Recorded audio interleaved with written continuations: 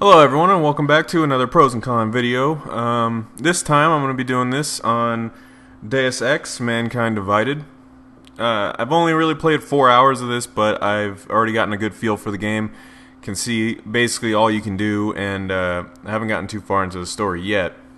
But I decided to make this video just to do some pros and cons on what you can do, what kind of bothers me a little bit about the game so far, and how it actually plays.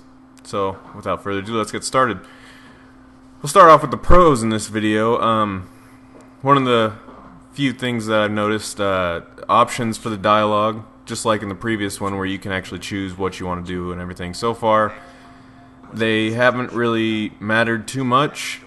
They've given you some chances to argue with some people or try to talk your way out of some things, or just extra dialogue to find out things. Nothing too extensive, about 4 hours into the game. Another thing that seems like they've added, I don't remember from the first one, but there's a HUD customization. In case there are things that you don't want on there, you can work around and do all your little customization options in there. Seems to be some new customization options for the abilities that you can unlock. They're making it so that you can't have all of them, or at least not at first, or else you overheat if you select some of them to upgrade mostly the attack ones or the cooler abilities that you can have. You have to deactivate one to activate another, and it's kind of a workaround in progress so far. They have a tool working system now. You can make different things like more ammo, everything like that. And of course they have the free roam, just like in the first one, at least in the city. And you can walk around, talk to citizens who basically just tell you to get lost. I haven't really found any that have given me any extra dialogue options so far. They have main story, sub-story, all that good stuff, just like in any other RPG that you would come across. Now, I've noticed some cons in this video so far. In this game, one of the first things that really bothered me was the beginning opening scene where they go over the entire game from the first one, and you can't skip it. It's not something that you can just skim over and be like, oh, I remember everything. No, you have to sit through about 5-10 minutes worth of cutscene about the old game and what all happened, which I guess if they're trying to continue the story, they want you to keep fresh, it's good. But you really should have a skip cutscene option, and I have not run across it yet. On the note of skipping, in most RPGs, when you have to sit there and listen to someone talk, Mass Effect or anything like that, there's an option to skip their dialogue. Hit X, skip one thing of dialogue, go on to the next, because you read it fast, you have the subtitles on. You don't want to sit there and just listen to some guy talk, especially if he's annoying. In this one, so far, there isn't a way. I looked through all the menus. You have to sit there and you have to listen to every word that they say. That bothers me a little bit in these games because I read faster than they can talk. Most people, I'm sure, are the same way. And I'm sure there's a good number of people out there that would much rather skip some of the dialogue rather than listen to the entire thing, or at least have the option. Going through the first mission, in general, you get a couple weapons.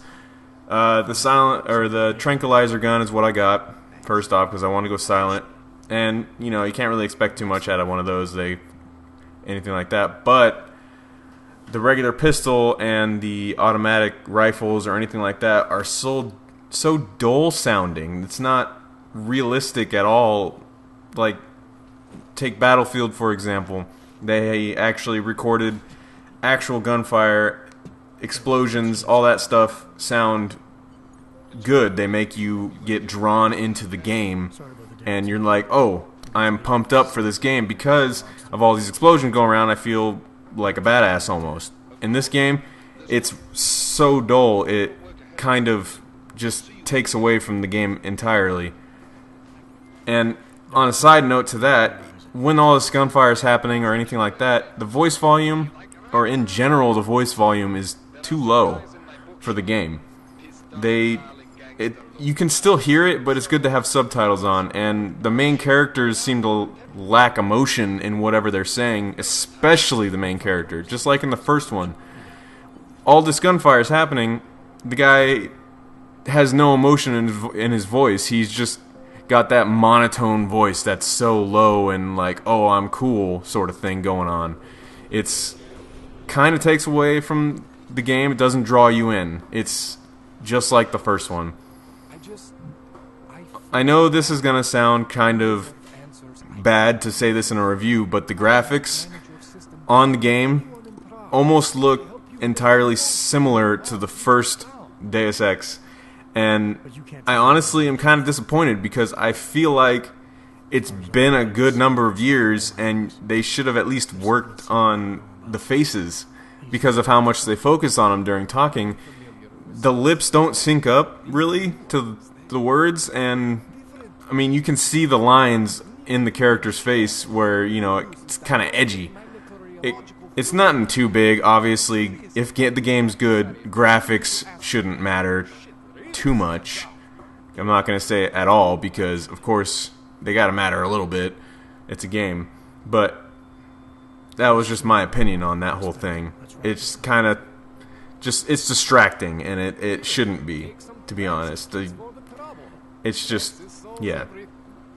Another thing, they don't really make you do it right off the bat, but eventually you have to do hacking, which is just like the first one where you select something, you can fortify it, you can nuke it if you have a thing in there, and you have to get basically to the end point where you can unlock it. Well, the thing is, in this one, if you fail the hacking or if it makes it to it, it locks you out for like a minute. And you just kind of have to, if this is a main objective and there's no other way to get through, you kind of just have to sit there and watch the bar go down until you can try and hack it again and hope that you don't mess up again so that you have to wait that other minute. I went through this hacking process trying to get to the part where you can actually customize your guy more, and apparently a robot outside of it that looks around will automatically attack you or something. It kind of I mean, it honestly just automatically attacked me. I'm not sure if it's because I failed the hack or what, or even if it saw me. I guess it doesn't like me. I don't know, but that was one of the things that kind of bothered me about it, because I had to restart about 3 or 4 times just to get this thing hacked, and even when I got it hacked the first time, I couldn't really figure out where to go. That was on me. Anyway, these are kind of the first things that I noticed in this game. I mean, they're kind of big. Just like in the first one, the game didn't seem to pick up too much until you started unlocking more abilities, and even then, it's kind of almost the same, I'd say, in a way. I hate the fact that you have to enter a cutscene to knock someone out or kill them in close quarters combat. It's kind of annoying. I feel like you shouldn't have to go through that transition to knock someone out. You should just pull them, knock them out, not have to go through that little fade screen. Oh my god, it's a cool little action thing, and then go back to you just sitting there. And so far, there's a few AI things that, or a few AI glitches. First day, can't really say too much about it. Anyway, those are the pros and cons that I've noticed so far in the game. They're nothing too major, I guess. I kind of wish they went a different way with the game and didn't follow so much in the first one's tracks. But so far, it's looking like that's what they did, and they're just trying to continue a story, which isn't bad because the game is kind of entertaining. It's making me lose a little bit of attention in the beginning. I'm really trying to power through it, but I have a feeling that it's going to pick up later in the game. So if you're like me and you kind of lose attention in the beginning, I'd say just keep going for it, because I'm almost positive it's going to pick up.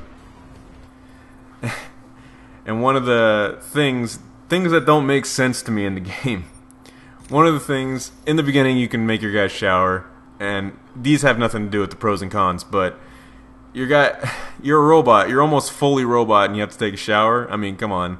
Like, does he sweat? Like, why is he taking a shower? You got a little bit of dirt on him. But then he wipes the glass with his hand, his robot hand, which doesn't have human skin, but it makes it seem like he has a fluid wipe with this bumpy robot hand that seems like it would scratch glass rather than wipe it. I'm not sure how that works, but it kind of just didn't make sense to me. Same with the glasses.